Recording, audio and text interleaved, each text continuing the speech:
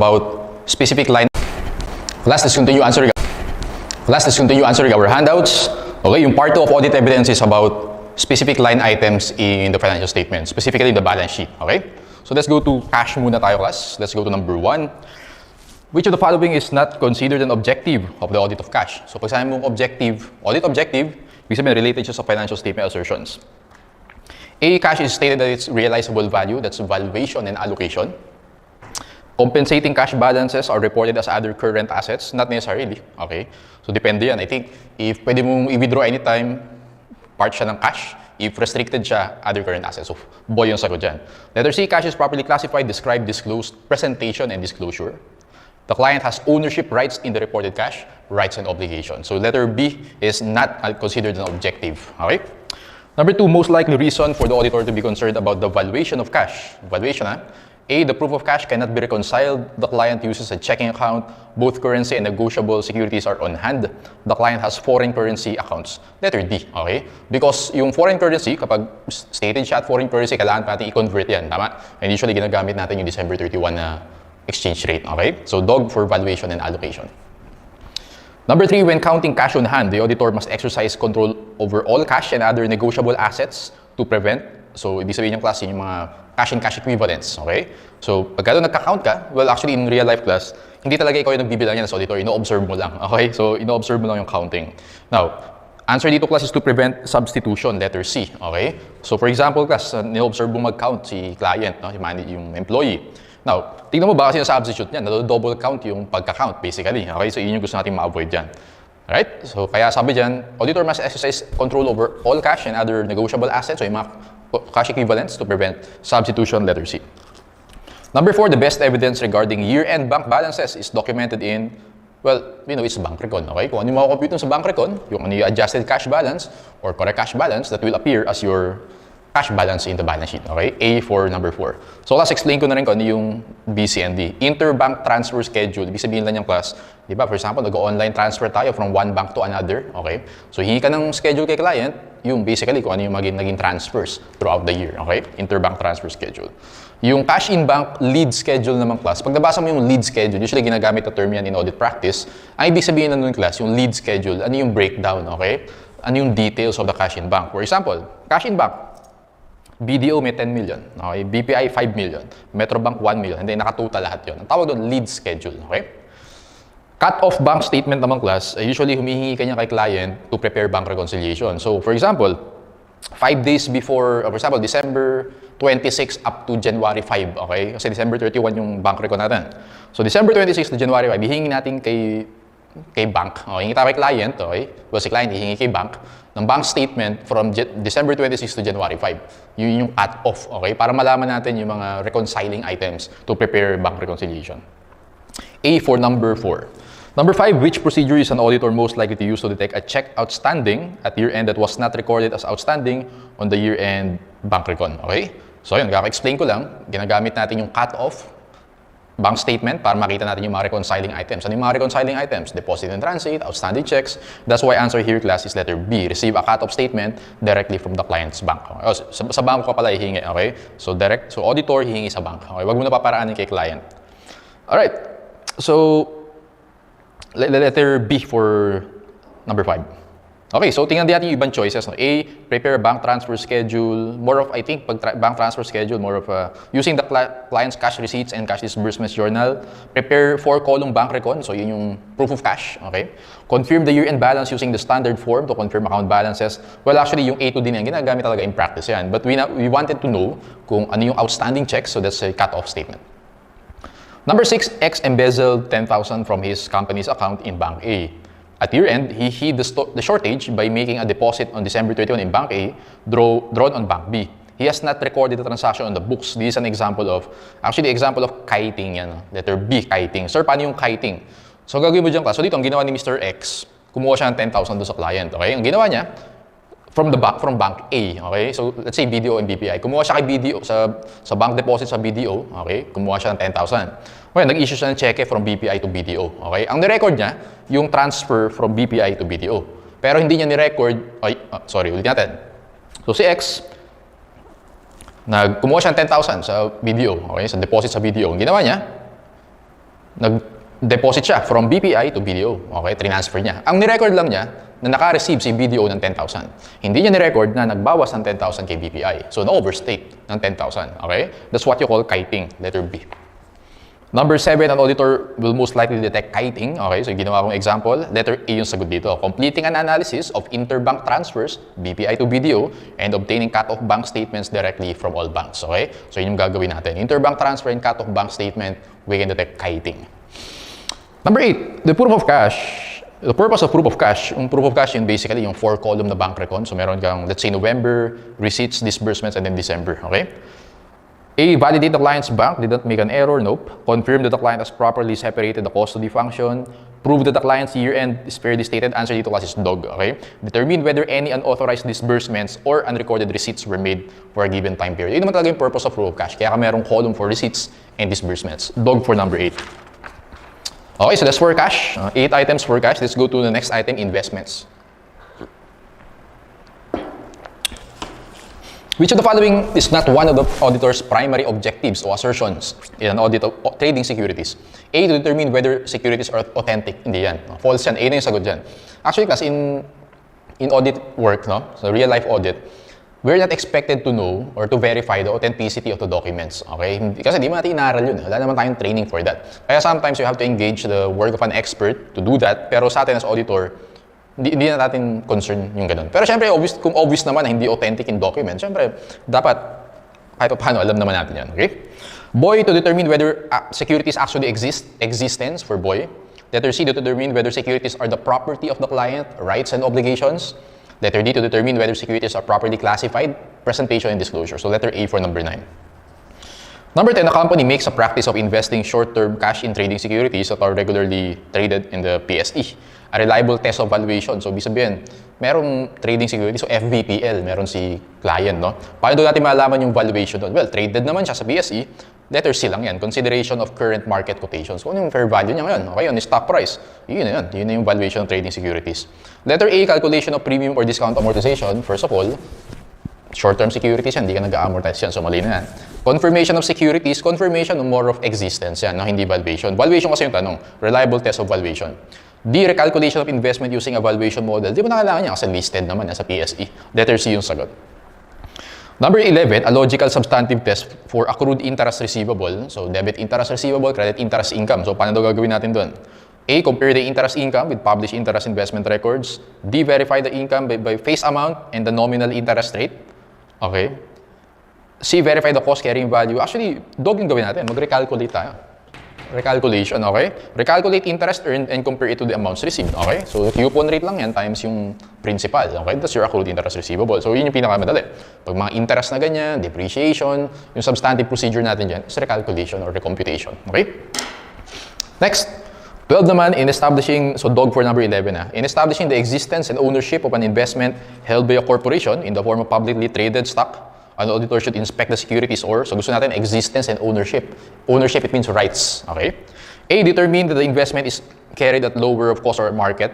Well, first of all, hindi ganyan yung recording or measurement of investments, but A is more of valuation and allocation. B, confirm the number of shares, okay? So confirmation tayo for existence. Okay? For existence and rights, again, usually confirmation ginagawa natin. Boy na yan. Letter C, inspect the audited FS of the investee companies. Investee, siya yung binilan mo na shares, okay? So, well, more of valuation and allocation, tama? Letter dog naman, obtain written representations from management that the securities are properly classified, presentation and disclosure yun. So, boy tayo. Pag existence, again, existence and rights and obligations, yung procedure natin dyan usually is confirmation, okay? Confirmation. Number 13, which of the following provides the best form of evidence pertaining to the annual valuation of the investment in which the client owns a 30% voting interest? Pag ang ownership mo is at least 20%, equity method yan. Tama? So far, alam mo yung equity method. Ngayon, para malaman natin kung properly valued yan, sa equity method kasi mag-i-increase yan ng income ni associate, okay? And then mag-i-decrease yan sa dividends naman ni associate, okay? So ang gagawin ko dyan, class, letter boy, audited FS of the investee companies. Investee siya si associate, okay?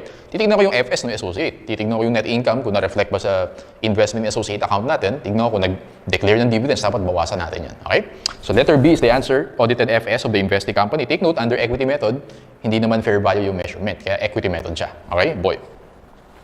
Boy for number 13. Okay, let's go to receivables, number 14. Which of the following is not a principal objective in auditing AR? A, to determine whether receivables are carried at their net realizable value. Objective yan, that's valuation and allocation.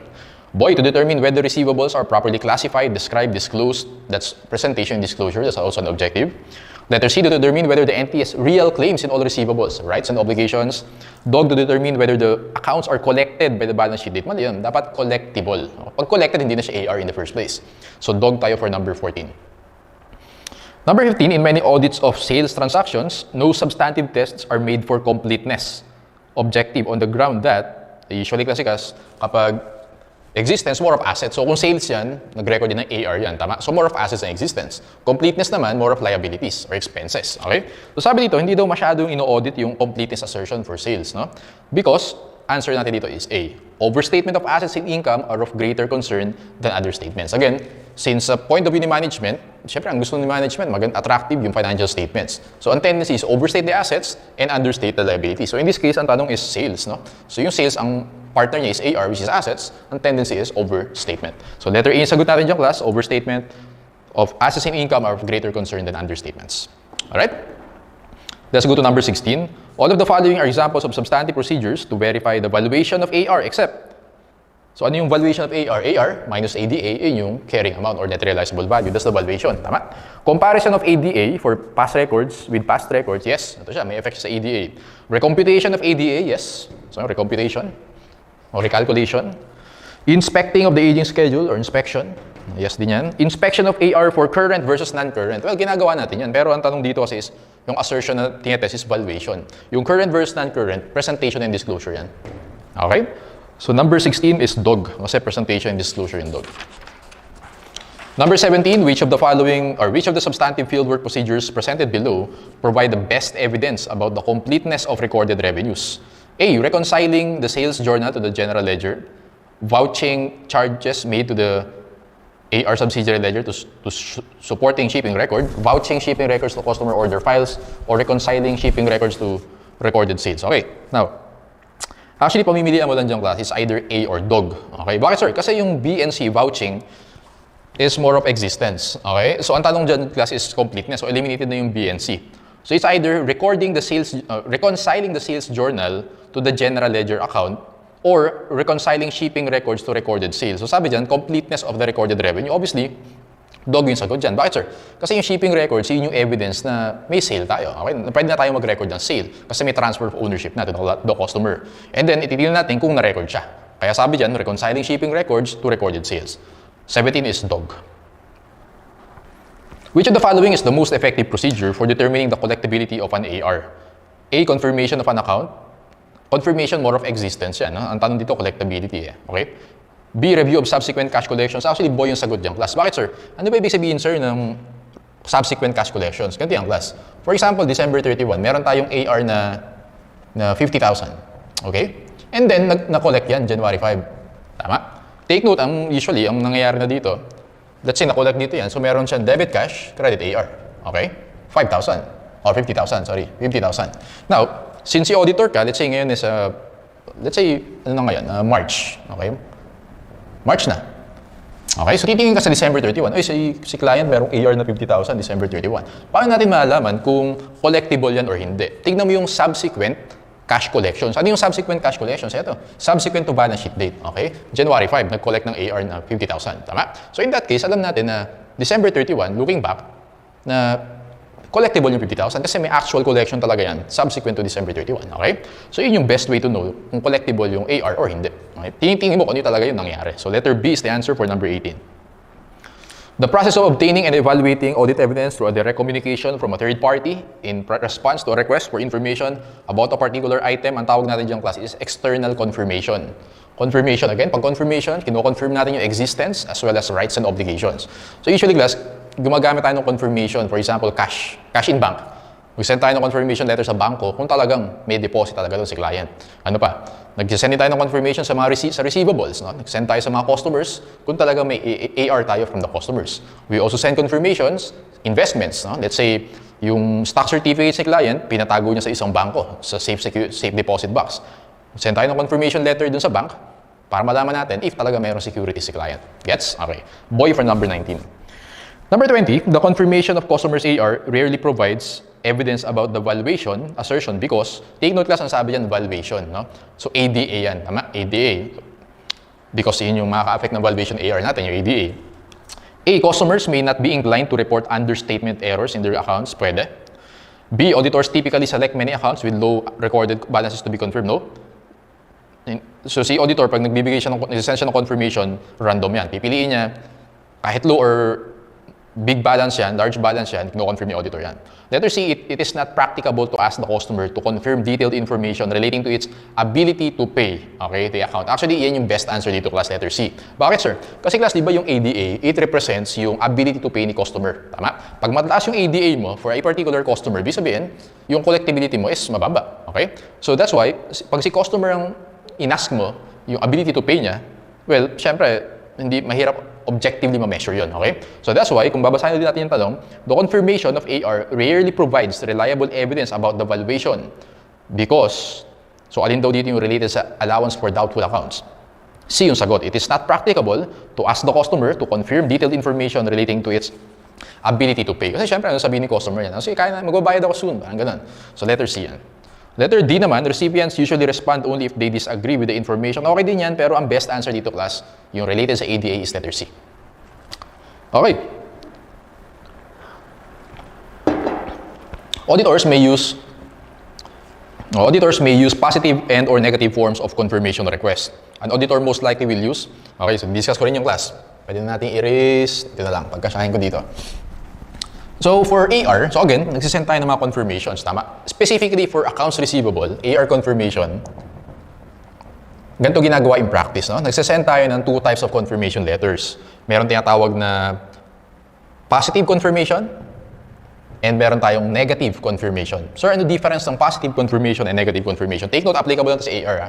For cash and investments, usually hindi ginagawa yan. For AR lang yan. Pag positive confirmation class, si customer should reply whether or not, okay, they agree. Okay? Because sa positive confirmation, naka-blank yan. Blank yung amounts. Okay? Blank amount. So for example, ito class. Positive confirmation, illustrate ka. Okay, so gumawa ako ng confirmation letter. Nag-print ako ng marami for the customers. Papadala natin yan, okay? So usually naman in practice, so for example sa SGB, no? Pag prepare mo yan, may someone naman talaga na ibang person yung magpapadala yan. Okay? May mga helpers doon na tutulong sa mga pagsisend ng mga letters. Okay? Anyway, so pag positive confirmation, nalagay ko dyan, for example, si customer X. Okay, customer X, please indicate kung how much pa yung babayaran mo for this client. Okay, ganun yun. So ngayon, naka-blank yun. May space lang doon wherein nalagay ni customer kung how much pa yung utang niya doon sa client. Tama? Kaya si customer, required siya na mag-reply. Okay? Whether or not they agree. Kasi in the first place, walang amount na nakalagay doon. Kailangan ilagay ni customer kung how much pa yung owe niya doon sa client. Okay? On the other hand naman, class, yung negative confirmation, the customer should reply only if they disagree. Okay? Disagree. Ayan. The customer should reply only if they disagree. Kasi class, yung amounts dito are indicated. Okay? For example, kaya na natin example. Gumawa ng confirmation letter. Nakalagay dito, customer X. Okay, so you owe ABC Corporation 100,000 pesos. Okay? Ngayon, sisend ko kay customer X yan. Si customer X, magre-reply lang siya if magdi-disagree siya.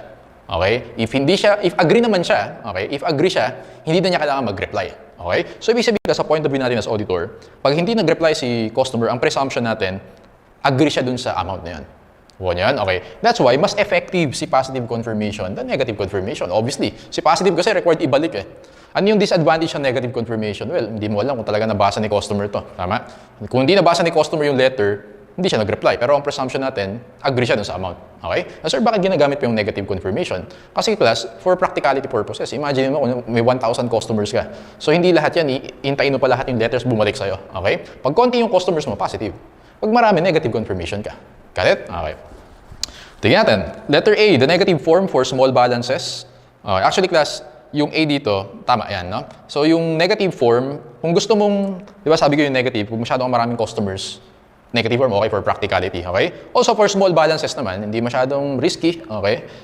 Negative form din yung ginagamit dyan. Ngayon, pag large balances, imagine mo, dalawang customers, si A and B. Si B, 1 million yung utang kay client. Si A naman, 1,000. Siyempre, mas concerned tayo dun sa kay B. Okay? Kaya dito, maninigurado tayo. Magpa-positive form tayo dyan. So, kay negative form, okay na yan. Small balances naman. Tama na yung A. Tingnan natin kung bakit mali class yung even choices.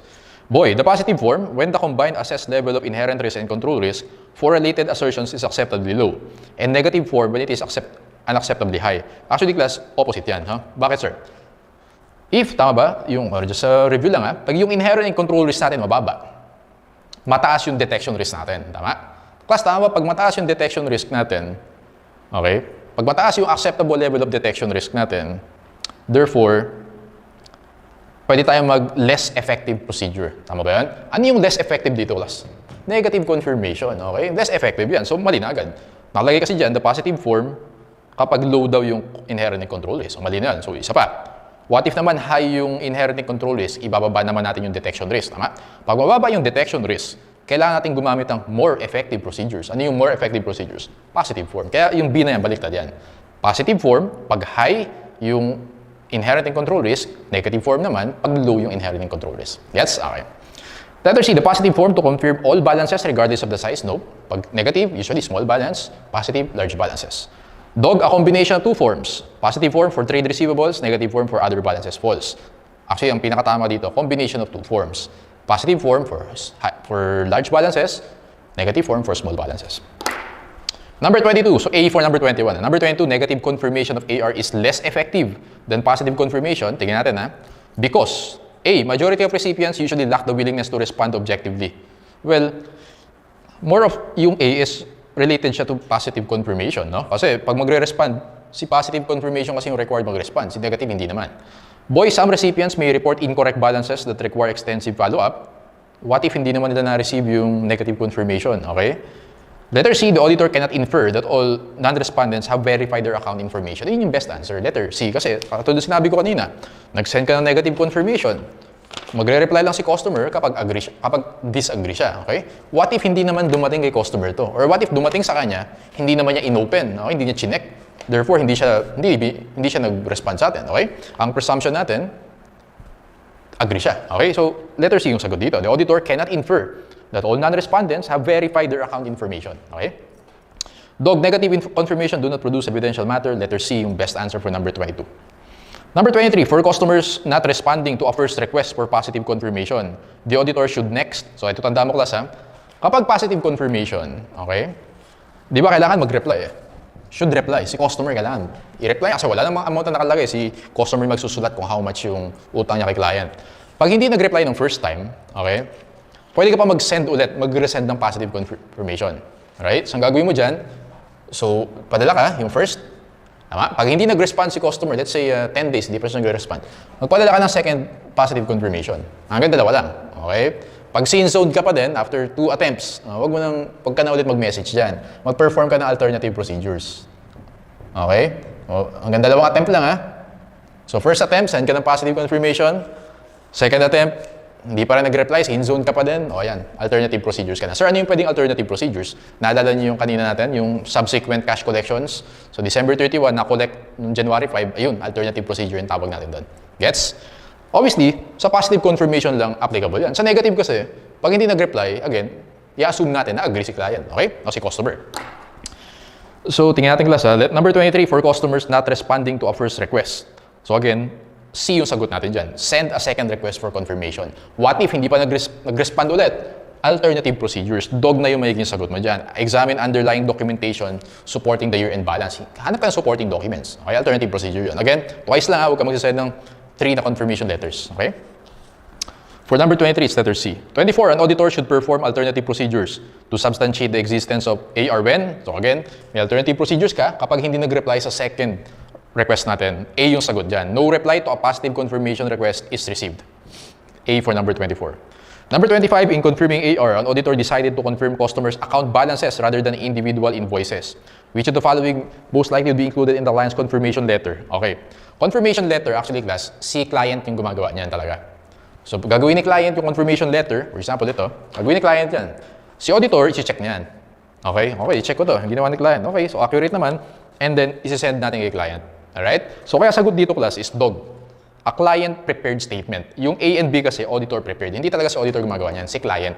A client-prepared statement of account showing the details of the customer's account balance. Okay? First of all, si client ang nakakala kung sino yung mga customers. Second, kapag positive confirmation, pag negative confirmation, may amount dyan, tama? So, si client din nakakaalam nun. So, ikaw, si client gagawa, si auditor yung mag-audit. Okay? For number 25, Dog. Number 26, which of the following statements would an auditor most likely add to negative confirmation? Ito. Confirmation to encourage timely consideration. So now, ang problem kasi sa negative confirmation, baka hindi ma-receive ni client, ni customer, okay? Baka hindi ma-receive ni customer. And then baka i-delay niya yung pag-respond kung sakali. So ang gawin natin dyan, maglagay tayo ng deadline. Tama? Boy, yung pwede nating ilagay dyan. If you do not report any differences within 15 days, ayun, naglagay tayo ng deadline. It will be assumed that this statement is correct. Okay? So yun yung pwede mo ilagay sa negative confirmation to encourage si customer na mag-report if may discrepancies. Okay? Tingnan natin yung ibang choices. A, this is not a request for payment. Remittances should not be sent to our auditors in the enclosed envelope. C, the following invoices have been selected for confirmation. D, report any differences or enclosed. Actually, okay din naman yung ibang choices. Problem lang is, letter B kasi, ang maganda sa letter B, meron deadline na sinit, 15 days. Pag di ka nag-reply within 15 days, assumption namin, agree ka sa balance. Okay? Boy for number 26. 27, an auditor confirms a representative number of open accounts. Pag sinabing open accounts, unpaid yan. Okay? So, ibig sabihin, AR pa yan. Tama?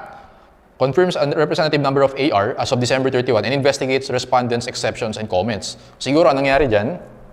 Nag-send ng confirmation letter si auditor sa customer, hindi nag-agree si customer. Okay? Ganun nangyari. By this procedure, the auditor is most likely to learn which of the following. So, ano kaya nangyari doon? Kasi, nag-send ka ng confirmation, maraming hindi agree. Okay? Actually, class, ang possible na reason dyan is letter A. One of the cashiers has been covering a personal embezzlement by lapping. So, ano naman yung lapping? Lapping basically is dine-delay mo yung recording of collection. Okay? Let's say may dalawa akong customers, si A and si B. Naka-receive ako ng 10,000 from A. Kinuha ko, in-embezzle ko. Okay? Ginamit ko for personal use. Hindi ko muna ni-record. Ngayon, naka-receive ako kay B na collection ng 10,000. Yun yung ni-record ko. Pero yung kay B na yun, in-apply ko kay A. Okay yan? So, yung kay B naman, di-delay ko yung recording. Naka-receive ako kay C. Yung kay C, na collection, doon ko i-record kay B. Okay? Lapping yung tawag doon. So dito, anong nangyari? Nag-send na confirmation letter si auditor, hindi agree mga customers, ibig sabihin hindi properly na-record yung AR nila. Nagbayad na sila, pero hindi pa na-record ni client. Okay? So letter A yung sagot natin for number 27. Okay, so let's go to number 28. Let's go to inventory.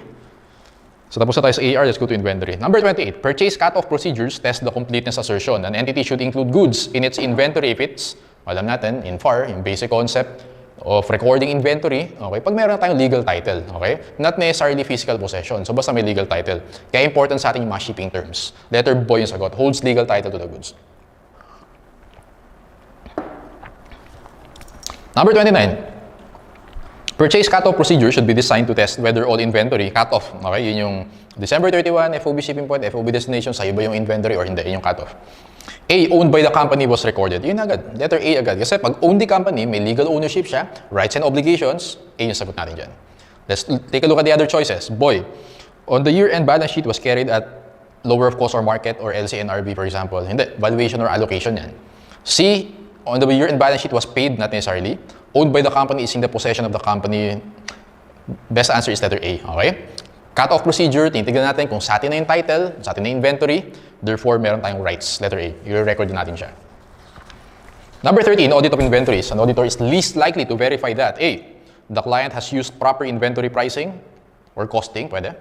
Boy, damaged goods and obsolete items have been properly accounted for. Yes, valuation and allocation din yan. So A is valuation and allocation, B is valuation and allocation kasi kapag may mga damaged or obsolete items, i-write off na natin siya to NRV. Okay? Write down natin siya to NRV. Letter C, the financial statement presentation of inventory is appropriate. Presentation and disclosure. Dog naman, all inventory owned by the client is on hand. Well, hindi important sa atin yan. Kahit in transit pa lang yan, basta may legal title na tayo, then we record it as inventory. Okay? So dog is answer. Least likely dog. Number 31, in auditing inventories, a major objective relates to the existence assertion of the following audit procedures relating to inventories which does not support the existence. Okay, A, the auditor observes the client's inventory and perform test counts as appropriate. Yes, kasi pag na-count yan, nag-exist talaga. Tama? Boy, the auditor confirms inventory, not on the premises, yung mga in transit pa lang. Okay, so again, pag confirmation, existence yung tinetest natin dyan. C, the auditor performs lower of cost or market, or let's say lower of cost or NRV, Mali yan, hindi yan existence. Valuation and allocation yan. So letter C. Okay, letter D, the auditor reviews the client's inventory taking instructions, blah, blah, blah. Consigned goods, yes. So A, B, and D are all correct. C yung does not support dyan. Letter C for number 31. Okay, number 32, after accounting for a sequence of inventory tags. Class, ang pinaka-important sa inventory talaga is the physical count. Okay? Important siya kasi yun yung i-record mo na inventory in the balance sheet. Okay? Ngayon, class, sa real-life audit, nagpi-physical count tayo, December 31. Well, as much as possible, December 31. Kaya lang, holiday yung mga yan, tama? So usually, sa totoong audit, nagka-count ka siguro mga December 30, December 29, or January 2, January 3, ganyan. So, near the balance sheet date. Okay? So, tingnan natin, paano nangyayari sir paano yung physical count? For example, class, ang kina-count is mga cars. For example, client natin is Toyota. Okay? Pupunta ka dun sa let's say dun sa isang store ni Toyota. Okay? May mga naka-display siya doon. May mga nasa warehouse din. For example lang, bibilangin doon kung ilan yung Fortuner, okay? Bilangin kung ilan yung Vios, bilangin kung ilan yung Innova, and so on and so forth. Actually, class, ang ginagawa doon, usually naglalagay ka ng tags. Okay? Inventory tags. Pag natag na yung isang inventory, isang Fortuner, ibig sabihin, nabilang na yun.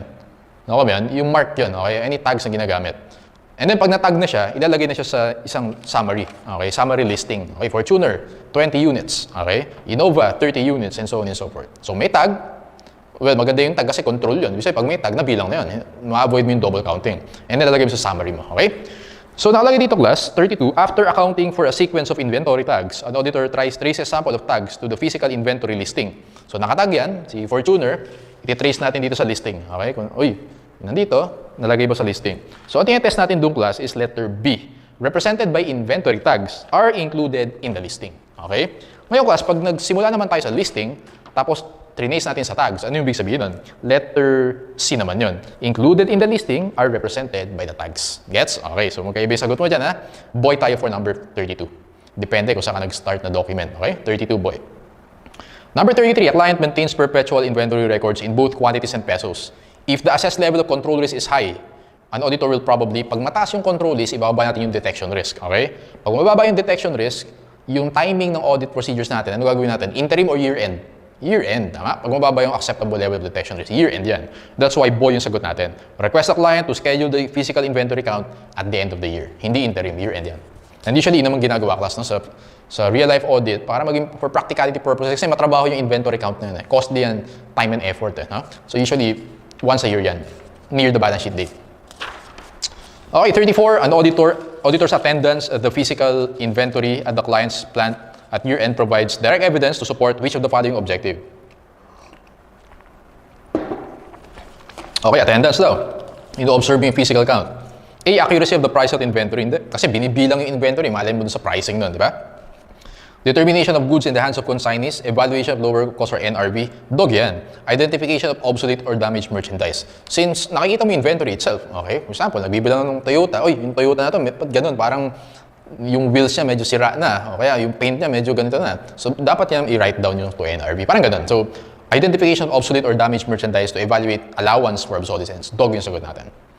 Number 35, an auditor is most likely to learn slow-moving inventory. Ano ibig sabihin class na slow-moving? Bisa matagal bagong mabenta. Okay? Paano mo malalaman yan sa auditor? Ang gagawin mo dyan, letter C. Review mo yung perpetual inventory records. Bakit, sir? Kasi class, sa perpetual system, every transaction, nire-record natin yan. Okay? For example, yung minanufacture siya ganitong date or binili siya ganitong date, let's say January 1. Yun, December 31, hindi pa nabebenta. Pwede na sabihin na after 1 year, hindi pa nabebenta, slow-moving yung inventory na yun. Yun ang maganda kapag tingnan mo yung perpetual records. Nakikita mo yung date kung kailan siya binili. Okay, makikita mo if gano'n nakatagal siya na hindi pa nabebenta. Okay, slow-moving. Letter C. Number 36, which of the following audit procedures probably provides the most reliable evidence concerning entities' assertion of rights and obligations? A. Inspect the open purchase order file for significant commitments that should be considered for disclosure, presentation disclosure. Ang tanong, rights and obligations. Boy, trace test counts during the entity's physical count to the entity's summarization of quantities. Pag tracing, completeness yan. Huh? So, completeness yung boy. Inspect agreements to determine whether any inventory is pledged as collateral or subject to any liens. Well, pag pledged siya, okay, and subject to any liens, Actually, kapag ganyang class, tignan natin na, letter D muna tayo. Select the last few shipping advices used before physical count and determine whether the shipments were recorded as sales. Yung dog, more of completeness yan, okay? Actually, letter C yung sagot natin dyan. Inspect agreements to determine whether any inventory is pledged as collateral or subject to any liens. Ngayon, ibig sabihin yung class, kapag naka-collateral yan, means, meron tayong obligation, tama? May obligation tayo na ibigay yung inventory, kung let's say sa bangko, okay? Pag hindi tayo nakabayad sa bangko, okay? Yun yung rights and obligations, specifically yung obligations, alright? So A is presentation disclosure, B is completeness, C is rights and obligations, D completeness. C for number 36. Okay, number 37. A weakness in internal control, PPE naman tayo, no? A weakness in internal control over recording retirements of equipment may cause the auditor to A. Inspect certain items of equipment in the plant and traces those items to the accounting records. Okay, Boy review the subsidiary ledger to ascertain whether depreciation was taken on each item. C. Trace additions to other assets. So tracing, more of completeness, no? Dog select certain items of equipment from accounting records and locate them in the plan. Okay, so class number 37, basically, tinetest daw dito kung yung retirement. Okay, retirement. So pipili tayo dito, it's either A or dog. Okay, babasahin natin. A, inspect certain items of equipment in the plant and trace those items to the accounting records. Okay, so for example, punta ako dun sa plant. Pili ako dito ng, let's say, laptop, no? Okay, so kuha ko ng laptop, titignan ko yung laptop, and then titrace ko kung nasa records ba siya. Okay? Pero class, what if ang nangyari dito is hindi na ginagamit? Okay? Let's say, na-retire na yung laptop na yun. Well, kahit pumunta ka dun sa plant, wala kang makikita ng laptop. Does that make sense? So, hindi mo pwedeng gawin yung A. Okay, to verify yung retirement. Better yung dog. Bakit, sir? Select certain items of equipment from the accounting records and locate them in the plant. So, ang gagawin ko dyan, ito yung mga records. Ito yung records, okay? Nag-record ng retirement. Nag-credit ng asset. Okay, retirement. So, credit asset. Tapos, ang description dyan, okay, yung laptop na ganitong model, ni-retire siya. And then, pupunta ako sa premises ni client. Titignan ko, may laptop pa ba ganito? Okay? Kasi pag ni-retire na, dapat fully depreciated na yung laptop na yun or hindi na nagagamit. Okay? So, letter D yung best answer dito. Kasi for letter A, what if hindi ni-record? Or what if yung nangyari hindi na ginagamit? So, hindi mo ma-verify kung na-retire siya na maayos or hindi. Okay? Ayan. So, dog yung sagot natin dyan. Number 38, which of the following combinations of procedures an auditor most likely to perform audit evidence, obtain evidence about fixed asset conditions? Okay? A, confirm ownership. Ownership, more of rights and obligations yan. B, inspecting documents and physically examining assets. So, examine natin, di ba? Kasi, ano yun, inspection. Inspect natin yung assets. Let's say yung laptop, ano ba yung condition niyan? Mabilis pa ba yung processor niyan? Okay? So, makikita natin kung ano yung condition of the fixed asset. Okay? Boy yan, physical examination. C naman, recomputing calculations. Hindi. Observing, nope. Best answer is physical examination or inspection. Number 39, if an auditor tours a production facility, which of the following misstatements or questionable practices is most likely to be detected by the audit procedure specified? So, ang ginawa ni auditor, nag-tour siya sa office or sa, let's say, sa factory, okay, ni client. Ano kaya yung possible na makita ni auditor doon? Or actually, observation yan, tama? A, depreciation expense on fully depreciated machinery has been recognized. So, good luck sa'yo. Nag-observe ka na, na-compute na yung depreciation. So, hindi yan. Insurance coverage has lapsed? Hindi rin. Mali mo sa insurance coverage, nag-observe ka lang muna, okay? Letter C yung sagot dyan. Necessary facility maintenance has not been performed. Okay? So, nakikita mo yung mga ginagamit sa factory equipment, okay? Hindi na maayos yung kulang sa maintenance. Makikita mo yun during observation. Okay? Letter C yung sagot. Overhead has been over-applied. Obviously, hindi mo makikita yan. Nag-observe ka lang. So, letter C. Yung depreciation expense and overhead, more of, itong gawin mo dyan. Recalculation yan. Okay? Hindi yan observation. So, 39 is C. 40, the auditor may conclude the depreciation charges are insufficient. Kulang daw yung depreciation charges. By noting, okay, so paano yan, sir? Actually, the answer ko dito, class, is letter C. Bakit, sir? Letter C, nakalagay dyan, excessive recurring losses on assets retired. Okay? Bakit, sir, ganyan yan? Kasi ganito, class. Bibigyan kita ng example. No? Let's say, kulang daw yung depreciation, di ba? So, let's say, ganito yung entry. Binenta natin yung equipment for 20 pesos. Okay? And then, yung cost ng equipment natin is 100. Accumulated depreciation natin is 40. Ayan. So, may loss tayo. Tama? Na 40. Let's say, kulang yung depreciation. Therefore, mababa yung accumulated depreciation. So, binenta natin ng cash 20. And then, ang nangyari dyan, insufficient, di ba? So, let's say this is 20. Ayan. And then, yung cost natin is 100. So, debit cash, 20. Debit accumulated depreciation, 20. Credit yung cost natin, 100. Therefore, meron tayong loss dito na 60. Mas malaki yung loss mo pagbababa yung accumulated depreciation. Therefore, letter C yung sagot dyan. Excessive recurring losses on assets retired. Okay? So nakalagay kasi dyan class, the auditor may conclude that depreciation charges are insufficient. So kulang yung depreciation mo. Instead of 40, 20 lang yung depreciation mo. Malalaki yung losses na nire-record mo. Letter C. Okay? Number 41. In violation of a company policy, a company erroneously capitalized the cost of painting its warehouse. So dapat in-expense pero na-capitalize ni client. The auditor examining its FS will most likely detect this misstatement when? Okay. A. Observing during the physical inventory observation. O hindi, kasi paano mo ba observation yun? Hindi mo malaman kung na-record yun o hindi. Examining the construction work order supporting items capitalized during the year. C. Examining maintenance expense accounts. And D. Discussing capitalization policies. Actually, kasi dalawa lang pa yung pilihan mo dyan. It's either boy or letter C. Okay? Anong nangyari dito? Si client, yung cost of painting, instead na i-expense niya, kinapitalize niya. So, as auditor, anong class yung titingnan mo? Yung items na na-capitalize or yung mga items na na-expense? Yung boy kasi, lahat ang na-capitalize. Yung C, lahat ang na-expense. Anong titingnan mo doon? Boy or C? Answer is boy. Okay? Kasi class, pag tinignan mo yung mga items na na-capitalize, makikita mo doon, uy, may painting. Okay? Painting, oh, na-capitalize, oh. Mali yun. Dapat in-expense. Kasi class, pag sa expense ka tumingin, wala kang makikita ng painting dyan. Eh, hindi nga ni-record as expense in the first place. So, titignan mo, yung na-capitalize na items, kung meron naligaw na expense dapat doon. Dito naman, titignan mo yung expenses kung may naligaw na dapat kinapitalize mo. Gets? Okay. Answer is boy. Number 42, which of the following is the primary audit test to determine if the accounts payable are properly valued? Okay, actually, class, answer dito, A yan. Vouching accounts payable to supporting documentation. Tingnan mo lang yung supporting documents kasi an accounts payable is recorded at face value. Okay? Wala ang other measurements yan. Face value yan. So that's why, i-vouch mo lang siya, supporting documents, okay ka na dyan. B, analytical procedure. C, verification that AP are reported as current liability. C is more of presentation and disclosure. Examination of cash disbursements. Letter A is the answer. 43, naligaw pala yung accounts payable dito kasi PPE yung pinag-aaral natin. Anyway, so letter A for 42. Number 43, one audit procedure for an audit of facilities and equipment is to test the accuracy of recorded depreciation. Which of the following is the best source of evidence that the equipment in question is in service? Kung ginagamit daw yung equipment. Siyempre, magdi-depreciate ka lang sa equipment na ginagamit mo. Tama? Letter A, review of inventory documentation. Actually, sagot dito class, boy.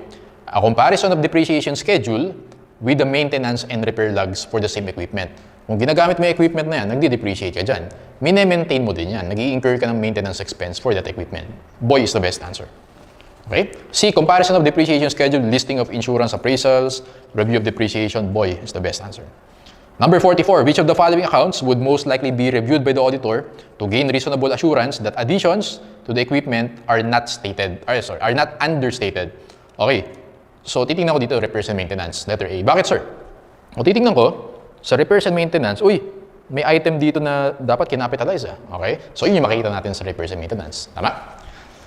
Dito naman, kapag naman yung capitalized items na tinignan mo, check mo naman if may overstatement. Uy, ito dapat hindi ito kinapitalize. So, overstatement yun. Got it? Okay. So, for number 44 is letter A. O, liabilities na tayo. Actually, hanggang equity lang yan. So, dalawa na lang. Liabilities and equity.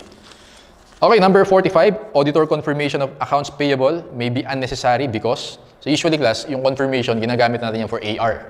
For accounts payable, usually hindi ginagamit in practice yan. Unnecessary because, A, this is a duplication of cut-off test. B, accounts payable balances may not be paid. C, correspondence with the audit attorney, client's attorney will reveal, no? Letter dog yung sagot natin dyan, class. There is likely to be other reliable external evidence to support the balances. So usually pag accounts payable, we don't do confirmations, no? Titignan natin yung mga supporting documentation. Okay? Letter dog for 45. Number 46, which of the following procedure is least likely to be performed before the balance sheet date? A, search for unrecorded liabilities. Yung unrecorded liabilities class, after the balance sheet date natin ginagawa. Yan. Okay? Boy naman, confirmation of AR, well, that's before. Okay? So, A na yung sagot for 46. Confirmation of AR, that's before. Attendance of physical inventory count, balance sheet date yan, December 31. Okay? Or near the balance sheet date. Testing internal control, before yan. Alam natin, before yan. So, A is the answer here. Okay? After the balance sheet date yan. 47, the auditor searched for unrecorded liabilities. What do you mean by unrecorded liabilities? It means, December 31, kulang yung liabilities, hindi recorded lahat. So, may problem tayo sa completeness assertion. Okay? Kaya yun yung concern natin sa liabs, completeness. Alright? Is completed. Again, subsequent to the balance sheet. Letter C yung sagot natin dyan. Okay? Again, yung search for unrecorded liabilities, subsequent to the balance sheet natin ginagawa yan. Number 48, which of the following audit procedures is best for identifying unrecorded trade accounts payable? So, ganito yung class. I'll give you an example. Di ba kanina binigyan kita ng example sa AR? Para malaman natin yung kung collectible yung AR, re-reviewin natin yung subsequent cash collection. Naalala mo yan? Okay? December 31, may AR tayo, 50,000, na-receive noong January 5, na-collect. Collectible siya as of December 31. Tama? Ngayong class, sa AP naman, opposite. Okay? Ang sagot natin for 48 is letter A. Review cash disbursements recorded subsequent to the balance sheet. Ganito yan. So, December 31, merong accounts, meron dito, and then January 5. So, January 5, nagbayad si client. Okay? Meron siyang cash disbursements dito, 50,000. Now, kung nagbayad siya sa supplier noong January 5, dapat recorded siya noong December 31. Got it? Kasi kung nagbayad ka dito sa supplier, or let's say mas malapit, January 2. Ayan, January 2. Nagbayad siya kay supplier, January 2, 50,000. Dapat naka-record as AP yan dito sa December 31. May accounts payable dapat yan. Kung wala, ibig sabihin, unrecorded to as of December 31. Does that make sense? Okay. So A yan, reviewing cash disbursements, okay, recorded subsequent to the balance sheet, January 2, to determine whether the related accounts payable applies to the prior period, December 31. Gets? Okay. Letter A. 49. A CPA, in performing an independent audit, would most likely use recalculations or recomputation for which of the following expense-related accounts. Kasi ano yung madaling computing dito? Purchase of supplies, interest expense, advertising expense, repairs and maintenance. Obviously, interest expense. Paano mo computing yung interest expense? Well, carrying amount times the effective rate. Okay? Or kung wala na, ayun lang, di ba? Ganun mag-compute ng interest expense. So, mas madali yun. Mga interest expense, mga depreciation, ganyan, mga mark-to-market, fair value, recomputation ginagamit natin dyan, or recalculation. Letter B for number 49. 50, which of the following best describes the specific accounts payable that are selected for confirmation? Okay. Again, class, yung for accounts payable, in practice, usually hindi tayo nagpo-confirmation, pero pwede rin. Okay? Pero usually hindi ginagawa. Ayan, no? Pero in this case, let's say nag-confirmation ka sa AP, which of the following best describes the specific accounts payable? Sino yung mga supplier na sisendan mo ng confirmation letter? Basically, ganun yung question. A, accounts with large balances. B, accounts with zero balances. Letter C, accounts with a large amount of activity regardless of their balance. And letter D, accounts for which vendor statements are available. Actually, letter C yan, okay? Regardless of their balance. Whether may balance ka na 5,000, let's say si supplier A and supplier B. Kay supplier A, may 5,000 tayong balance. Kay supplier B, zero. Sir, bakit pareho mo pa rin sasenda ng confirmation letter yan? Yes. Bakit, sir? Kasi si B, possible na baka hindi na-record ni client yan, December 31. Baka meron pala talaga tayong accounts payable kay B, let's say, worth 7,000. Okay? So, in practice, if ever man mag-send ng confirmation letter, usually kung sino yung mga naging supplier mo all throughout the year, yun yung sasendan mo. Regardless if may balance or wala. Okay? To know, pag walang balance kasi, ma-detect natin if meron tayong unrecorded accounts payable. Does that make sense? Okay. So, letter C yung sagot natin. Number 51, when the confirmations to provide evidence about the completeness assertion for accounts payable, the appropriate population most likely is A, amounts recorded in the accounts payable subsidiary ledger. Again, completeness kung kompleto ba yung recording natin of the liabilities. Saan, ano daw yung una natin kukunin na document. Okay? Actually, or alin yung check natin, yung sagot dyan. Vendors with whom the entity has previously done business. Again, lahat ng suppliers mo ni client during the year, January 1 to December 31, kukunin natin. Lahat yun, send mo ng confirmation. Okay? Regardless of the balances. Whether zero, whether 5,000, para ma-detect natin kung lahat ba recorded. Kasi baka may mga unrecorded amounts yung sagot natin. 52 unrecorded liabilities are most likely to be found during the review of which of the following documents? A, bills of lading. B, unpaid bills. C, unmatched sales invoice. D, shipping records. Actually, class, ang sagot natin dito, unpaid bills. For example, may nakita ka na meron siyang Meralco bill si client, no? Tapos, hindi pa nababayaran. So most likely, due date na hindi pa nabayaran. Okay? Most likely, ang nangyari doon, possible explanation is, hindi na-record ni client yung Meralco bill na yun. So hindi niya na-monitor kung kailan yung due date.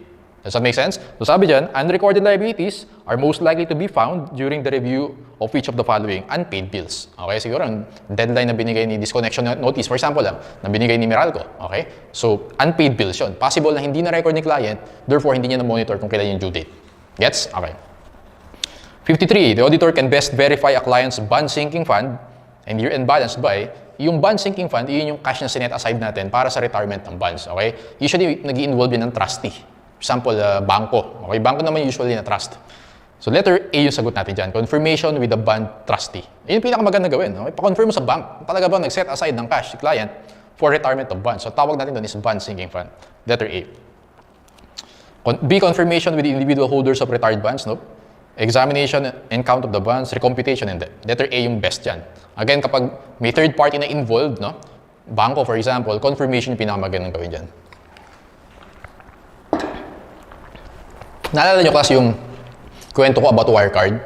Yung EY scandal, naalala nyo yun? Wirecard scandal. Yung ginawa ni EY, sa Germany yan, di ba? Hindi siya nag-send ng confirmation letter for the cash balance. So dapat lahat ng bangko na yan, send mo ng confirmation letter to know kung talagang meron ba talagang deposit si client doon, di ba? And also, very objective yung reliable evidence yun kasi pag yung confirmation na-receive ni bank, nag-agree siya, well, galing sa bangko yun, which is an external party, okay? Yun yung naging malaking issue sa Wirecard if you remember yung story natin dyan. Number 53 is A. Number 54, an auditor's program to examine long-term debt. So, di ba nag-send ako ng audit program natin? Okay, yun yun. To examine long-term debt most likely would include steps require. A. Comparing the carrying amount of the debt to its year-end market value. False. Hindi ka naman nag-mark to market dyan sa long-term debt mo. Correlating interest expense for the period with outstanding debt. Yes. Recomputation. Okay? Recomputation or analytical procedures. Boy yung sagot natin. Verifying the existence of the holders of debt. Inspecting accounts payable. Nope. Letter boy is the best answer. Uy, stockholders equity na, last na. So class, dinamihan ko talaga yung questions dito kasi I believe na, again, ito yung pinaka-important na topic sa audit theory. Believe me, okay? So gusto ko marami tayong masagutan para ma-practice tayo, okay? Number 55, in audit of medium-sized manufacturing concern, which of the following areas can be expected to require the least amount of audit time? Answer is stockholders equity. Kasi if small or medium business lang yan, wala masyadong effect yan sa stockholders equity. Siguro net income, net loss, withdrawal, investment. So konti lang yung magiging transactions yan. Letter dog for number 55. And class, remember, sa stockholders equity, ang pinaka-important dito is yung authorization, proper authorization, okay? Kasi class, kapag corporation, ano ba yung mga transactions sa stockholders equity? Issuance of shares, buyback of shares o treasury shares, issuance of stock dividends, cash dividends, and so on and so forth. Ang pinaka-important na control dyan is authorization. Iyon yung concern, iyon yung focus ni auditor kapag nag-audit ng stockholders equity, okay? If the client corporation, 56, has a material amount of treasury stock on hand at year-end, the auditor should, ngayong class, kapag bumili ka ng treasury shares, ang nangyayari kasi dyan, di ba, nag-i-issue ka ng shares, tama? And then, magbibigay ka ng stock certificates dun sa investors mo, sa shareholders. Pag binayback mo yan, makukuha mo yung stock certificates, tama? Okay, now, we know yung treasury shares, reported siya as contra equity account. Hindi mo siya nire-report as assets, no? Ngayon, kung meron kang stock certificates, baka mahalo siya dun sa mismong investments mo. FVPL, FVOCI. So dapat kinakount mo yan. Make sure mo na nakakount mo yan na maayos. Okay? So letter D yung sagot dyan. Count the certificates at the same time other securities are counted. I-count mo yan para malaman mo na, oh, ito, pang treasury shares yan ha. Okay, ito pang investments talaga yan. Nakuha niyan? Kasi pareho kami stock certificates eh. Sa treasury shares, nag-buyback ka, sa makukuha mo yung stock certificates. Pag naman investor ka, obviously meron ka stock certificates. Letter dog yung sagot dyan. Count the stock certificates at the same time other securities are counted to make sure na properly accounted yan. Treasury shares, dapat contra equity yan. Okay, investments, i-report natin as assets. Number 57, in an audit of stockholders' equity, an auditor is most concerned that, again, yung focus natin is authorization. Letter A, capital stock transactions are properly authorized. Okay, A yung sagot natin. Tingnan natin yung ibang choices. B, all changes in stockholders' equity are monitored. Stock splits are charged to retained earnings. Mali yan. Wala kang entry sa stock split. Dividends declared were approved by the stockholders. Again, A, authorization. B, when a client company does not maintain its own stock records, so baka may independent custodian yan, pwedeng bangko, the auditor should obtain written confirmation that from the transfer agent and register concerning. So again, kapag merong independent third party na naghahawak ng shares natin, investments natin, mag-send tayo ng confirmation letter, okay? To determine the number of shares issued and outstanding. Letter A, number of shares issued and outstanding. The auditor is concerned with establishing that dividends are paid to client corporation, stockholders owning as of, so far, alam niyo yan. Payment, record, declaration, issue. Answer is record date. Okay? Kasi yung naka-record ng stockholders doon, yun yung makaka-receive ng dividends. Boy for number 59. Number 60, an audit program for the retained earnings should include step that require verification of, again, authorization pa rin tayo dyan. A, gain or loss on disposition of treasury shares, approval of the adjustment, Letter C yung sagot. Authorization for both cash and stock dividends. Okay? D, fair value. Letter C yung sagot natin. Again, ulit-ulitin ko, stockholders' equity, authorization.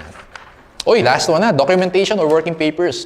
So class, ito yung kanina, diniscuss natin yung audit program, so yung pinakita ko sa inyo, and then yung mga working papers natin. Nandito pa ba?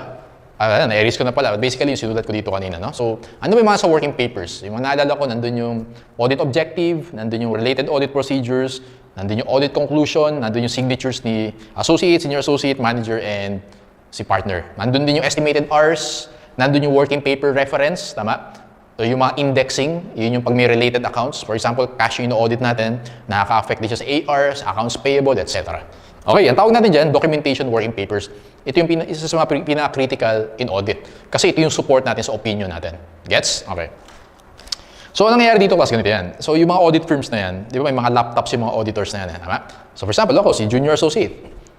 Ino-audit ko yung si client, let's say si San Miguel, okay? Ino-audit ko yung cash niya. Gawa ko ng bank recon, okay, or confirmation letter, i-document ko yun. May mga software yung mga audit firms na yan, okay? May mga software yan, and then, yung ginagawa mo, na-access din yan ni senior associate mo. Okay? So, pag sinasabi kong nire-review ni senior associate, syempre, for example, nasa fieldwork ka, nasa office si senior associate, ma-access niyan. Okay? Yung ginagawa mo. So, from there, kahit magkalayo, remote kayo, ma-review niya yung ginagawa mo. Gets? Okay, hindi necessary din magkasama kayo. Okay? So, siguro, pagbalik mo sa office, pwede kayo mag-discuss. Pero, anytime, pwedeng i-review ni senior associate yung work mo. Okay? Number 61, audit working papers are indexed by means of reference numbers. So, yun yung sinasabi ka ng working paper references. Which of the following is the primary purpose of indexing? Actually, ang best answer dito is C. Permit cross-referencing and simplify supervisory review. Cross-referencing, again, example ko dyan, yung cash mo may effect sa AR, kasi pag collections, tama? Yung cash mo may effect sa AP pag nagbayad ka, and supervisory review para si senior mo, nasa magkalayo kayo, maganda yung indexing mo, madali niya maintindihan. Okay? Madali niya ma-review. Letter C. 62. During the course of an audit engagement, an auditor prepares and accumulates audit working papers. The primary purpose of working papers is to aid the auditor in adequately planning his work, to provide a point of reference, support underlying concepts. Maganda answer is DOG. Support the auditor's opinion. Okay? Again, documentation natin, very important. Yun yung support natin sa na-arrive natin opinion. DOG yung sagot natin for number 52. 62. 63, audit working papers are used to record the results of the auditor's evidence gathering procedures. When preparing working papers, the auditor should remember that working papers should be designed to meet the circumstances and the auditor's needs on each engagement. Siyempre, class, pag malaki yung client po, si San Miguel, ang daming transactions yan. So, mas complicated yung working papers yan, mas comprehensive, okay? Compare mo yan sa maliit na client, mas simplified naman yung working papers mo doon. So, DOG yung sagot natin dyan. 64, the main advantage of properly indexing working papers is to yung sagot natin. Better organize the working papers. Again, ang primary purpose ng indexing na yan is, well, aside from organized yan, mas madaling ma-review yan ni senior associate mo. Okay? Boy. And the last one, 65, during the working paper review, an auditor supervisor finds that the auditor's reported findings are not adequately cross-referenced to supporting documentation. The supervisor will most likely instruct the auditor to check ni senior associate. Okay. Parang mali yata yung documentation mo, yung cross-referencing mo. DOG yung sagot dito. Provide a working paper indexing system that shows the relationship between the findings, conclusions, and the related facts. So we know, sa audit program, sa working papers, again, I highly encourage you to check yung in-upload ko sa group. Okay, tignan mo lang yung mga familiarize yourselves lang kung ano itsura ng working papers and audit programs. So nandun, may conclusions doon, okay, may mga comments, may mga remarks. Ayun, DOG yung sagot natin. Okay? And then naglagay din ako dito, class, no? Identification, last one, ito, mabilis lang. For each of the listed procedures, indicate by letter the assertions being tested. Tingnan natin, class, kung ano yung mga assertions na tinitest. A, existence or occurrence. B, completeness. C, rights and obligations. D, valuation or allocation. E, presentation and disclosure. Okay. Number 1, confirmed customer accounts receivable. Okay, pag confirmation, existence yan and rights and obligations. So for number 1, it's A and C. Sulat ko na rin para maayos, class, no? Again, yung mga audit procedures natin, class, pwedeng multiple assertions yung natetest niyan, okay? Parang in-explain ko kanina, pwedeng hindi one-to-one yan. Tingnan natin. For letter A, or for number 1, identification tayo, we have existence, letter A, and rights and obligations. Okay? Number 2, vouching, or vouch property additions to underlying documentation. Usually kapag vouching, class, existence yan. For number 2 is letter A.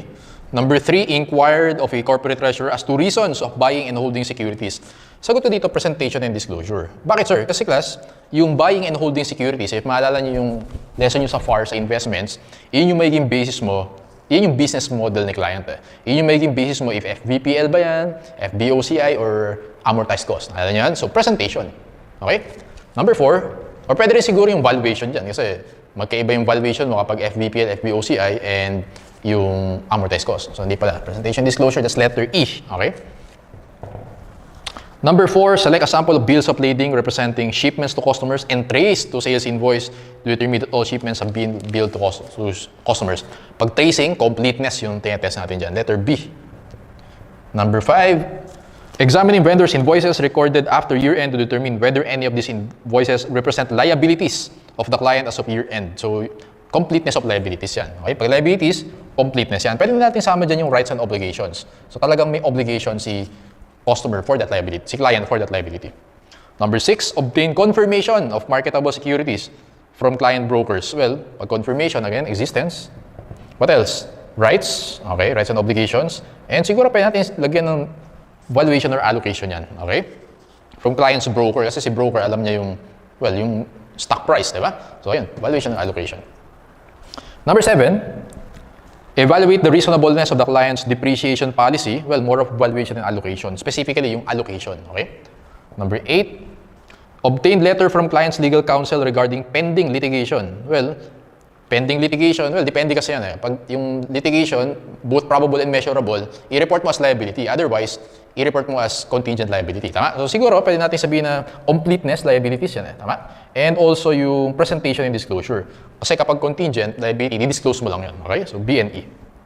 Number 9, inspected, recorded, addition to client materials handling facilities. Okay? Addition to client materials, so ibig sabihin, additional materials. So asset yan, no? More of existence yung gusto nating i-test dyan. Number 10, investigated decrease in revenue from scrap sales as revealed by application of analytical procedures. Usually, class, kapag analytical procedures, ang tinetest natin dyan is completeness. No? Though related siya sa sales, again, hindi exhaustive yan. Hindi ba sa completeness, laging liabilities lang. May instances na pwedeng related sa asset yan or sa sales. Okay? In this case, nag-decrease yung revenue from scrap sales. So baka hindi complete yung recording of scrap sales. Ganun siya.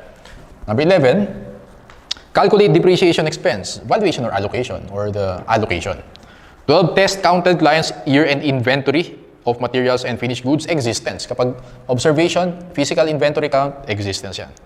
13, examine vehicle title applicable to new truck. Title, rights and obligations. 14, considered need for footnote describing a lawsuit, presentation and disclosure. Number 15, conduct a search for unrecorded liabilities. Pag liabilities, more of completeness yung concern natin. 16, advise client of the need to reclassify the current portion, presentation and disclosure. Perform test to determine that overhead had been properly applied to ending inventory. Okay, magre-recompute tayo dyan, valuation and allocation. Number 18, reconcile client's bank accounts as of year-end. Well, cash. Okay, so cash yan. And then reconciliation, so pwede natin sabihin na existence of cash. Okay, talagang nasa bank statement yan, ibig sabihin nag-exist yan. As well as valuation and allocation. Kasi kung year-end balance, yung value nun, yung pe-present natin sa balance sheet. Last two items, number 19, examine appraisal reports applicable to land. Okay, so appraisal reports, more of valuation or allocation. Lalo na kapag revaluation model. Okay? And last item class, number 20, examine written confirmation from customers regarding year-end balances. Again, pag confirmation, more of existence yan and rights and obligations. Okay? Rights and obligations, yes. So letter A and letter C. Obtained written confirmation from customers regarding year-end balances in selected accounts receivable. Actually, pwede rin valuation or allocation. Kasi kapag yung amounts, yung si customer nag-provide, well, yung value na lahat ng na-receive mo from the customers, yun yung pe-present natin as our accounts receivable. Okay, so again, as you notice class, meron tayong mga multiple answers because yung mga procedures na piniperform natin na yan, okay, one procedure pero pwedeng maraming assertions yung tinetest natin. Okay? So class, I believe ito na yung magiging longest discussion natin na topic in audit theory. Okay, so ibang topics natin, mabilis na lang yun. Ha? So talagang nag-prepare ako ng maraming questions for this. I think 80 plus questions yata yung sinagutan natin. Kasi ang technique talaga sa audit evidence or substantive testing is answer as many questions as you can. Okay? Para ma-master mo yung topic na to. Okay, so good luck class. And practice ka pa. No? Audit evidence again, maraming lumalabas sa board exam yan. Okay? Dismissed. See you next meeting.